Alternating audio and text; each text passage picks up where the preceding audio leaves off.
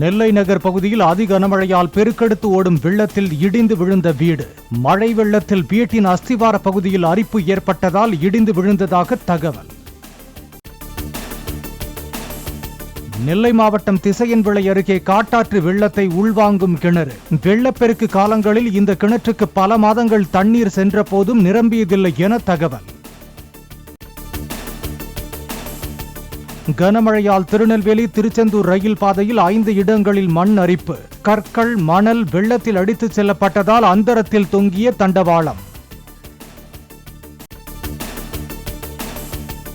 கனமழையை முன்னிட்டு திருநெல்வேலி மற்றும் தூத்துக்குடி மாவட்டங்களுக்கு நாளை பொது விடுமுறை அறிவிப்பு. பள்ளி கல்லூரிகள், வங்கிகள், பொதுத்துறை மற்றும் தனியார் நிறுவனங்கள் உள்ளிட்டவை இயங்காது.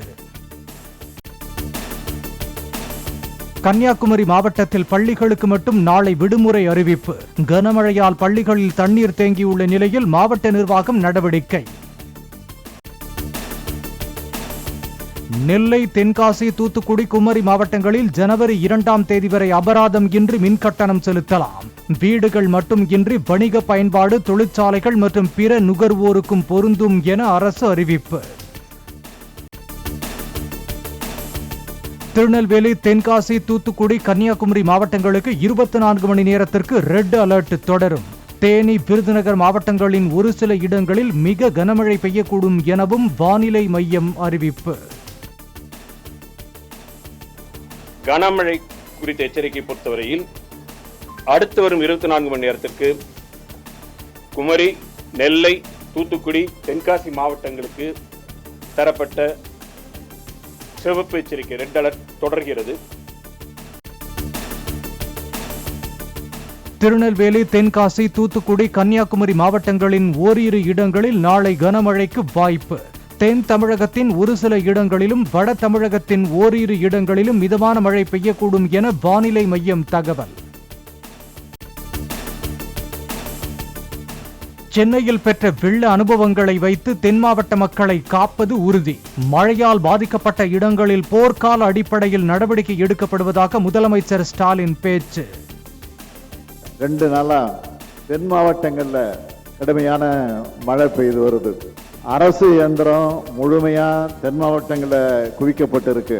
நேற்றுக்கும் இன்னைக்கு காலையில இங்க வர்ற வரைக்கும் அதிகாரிகள், அமைச்சர்களோடு தொடர்ந்து பேசிக்கிட்டே இருந்தேன். சென்னையில் செயல்பட்டதை போல அந்த அனுபவங்கள் கொண்டு இன்னும் சிறப்பாக செயல்பட்டு தென் மாவட்ட மக்களை காப்போம், இது உறுதி. டெல்லியில் நாளை பகல் 12 மணிக்கு பிரதமர் மோடியை சந்திக்கிறார் முதலமைச்சர் ஸ்டாலின். மிக்ஜாம் நிவாரணம் மற்றும் தென் மாவட்ட மழை பாதிப்பு குறித்து ஆலோசிக்க முதலமைச்சர் கோரிக்கை விடுத்ததன் பேரில் நேரம் ஒதுக்கீடு.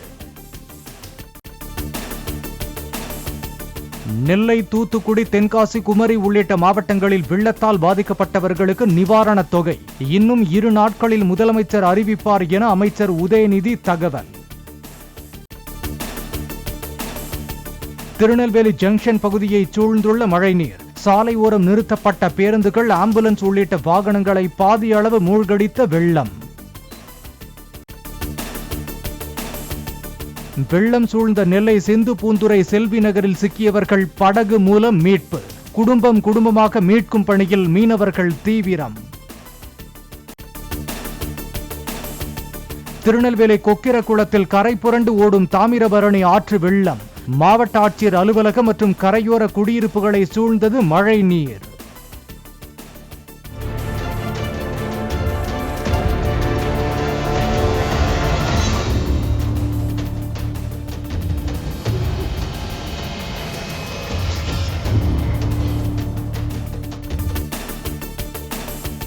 தாமிரபரணி ஆற்றின் கரைகளில் இருந்து சுமார் 2 கிலோமீட்டர் தூரம் வரையில் புகுந்த வெள்ள நீர். ஏரி, குளங்கள் நிரம்பிய நிலையில் திசையன்விளை, மானூர், நாங்குநேரி, ராதாபுரம் உள்ளிட்ட அனைத்து வட்டங்களும் மழையால் பாதிக்கப்பட்டிருப்பதாக தகவல். வெள்ளம் சூழ்ந்த நெல்லை, கைலாசபுரம், மீனாட்சிபுரம் பகுதியில் சிக்கியவர்களை மீட்கும் பணி தீவிரம். வெள்ளத்தில் சிக்கியவர்களை படகுகள் மூலம் மீட்கும் மீனவர்கள். நெல்லை மனோன்மணியம் சுந்தரனார் பல்கலைக்கழகத்தில் நாளை நடைபெறவிருந்த தேர்வுகள் ஒத்திவைப்பு. கனமழை எச்சரிக்கை காரணமாக பல்கலைக்கழக நிர்வாகம் நடவடிக்கை. தொடர் கனமழையால் தூத்துக்குடி ரயில் நிலையத்தில் தேங்கிய தண்ணீர், நடைமேடைகளையும் ரயில் பாதைகளையும் மூழ்கடித்த மழைநீரால் ரயில் சேவை பாதிப்பு. ஸ்ரீவைகுண்டம் பகுதியில் வெள்ளத்தால் நிறுத்தப்பட்டுள்ள ரயிலில் இருக்கும் பயணிகளுக்கு உணவு வழங்க நடவடிக்கை. கோவை சூலூர் விமானப்படை தளத்தில் இருந்து 1 டன் உணவுப் பொட்டலங்களுடன் ஹெலிகாப்டர் புறப்பட்டுள்ளதாக அமைச்சர் உதயநிதி தகவல். தூத்துக்குடி அம்பேத்கர் நகர் பகுதியில் வீடுகளுக்குள் வெள்ளம் புகுந்ததால் உடைமைகளுடன் வெளியேறிய மக்கள். நாணல்காடு பகுதியில் மாரவளவு தண்ணீர் சூழ்ந்ததால் வீட்டை விட்டு வெளியேறி மேடான இடங்களில் தஞ்சமடைந்தனர். தூத்துக்குடி மாவட்டம் சாத்தான்குளம் அருகே பின்னோக்கி இயக்கிய போது சாலையோர பள்ளத்தில் இறங்கிய கர்நாடக சுற்றுலா பேருந்து. வெள்ளத்தில் சிக்கிய பேருந்தில் இருந்த பயணிகளை பத்திரமாக மீட்ட உள்ளூர்வாசிகள். ஒட்டப்பிடாரம் அருகே வீடுகளை சூழ்ந்த மழைநீரால் வெளிவர முடியாமல் தவித்த 7 குடும்பங்கள். வெள்ளத்தில் சிக்கி தவித்தவர்களை கயிறு கட்டி மீட்ட தீயணைப்புத் துறையினர். விருதுநகர் சாத்தூர் பகுதியில் பெய்து வரும் தொடர் மழையால் வெம்பக்கோட்டை, கோல்வார்பட்டி, இருக்கன்குடி ஆகிய 3 அணைகள் திறப்பு.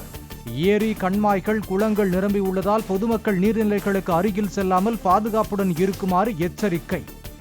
ஆற்றினில் அதிக அளவு தண்ணீர் சென்று கொண்டிருப்பதால் யாரும் குளிக்கவோ, நடக்கவோ, பாலத்தின் மீது உட்காரவோ, பாலத்தினை கடக்கவோ கூடாது என்று அன்புடன் கேட்டுக்கொள்ளப்படுகிறது. கன்னியாகுமரி மாவட்டம் சுசீந்திரம், தேரூர், நல்லூர் ஆகிய பகுதிகளை சூழ்ந்த வெள்ளம். குடியிருப்பு பகுதிகளில் பெருக்கெடுத்து ஓடும் வெள்ளத்தின் கழுகு பார்வை காட்சிகள். கனமழையால் நாகர்கோவில், மீனாட்சிபுரம் கார்டன் பகுதிகளை சூழ்ந்த வெள்ளம். வீட்டில் இருந்து வெளியே வர முடியாமல் தவித்த மூதாட்டியை மிதவை படகு மூலம் மீட்ட தீயணைப்புத் துறையினர்.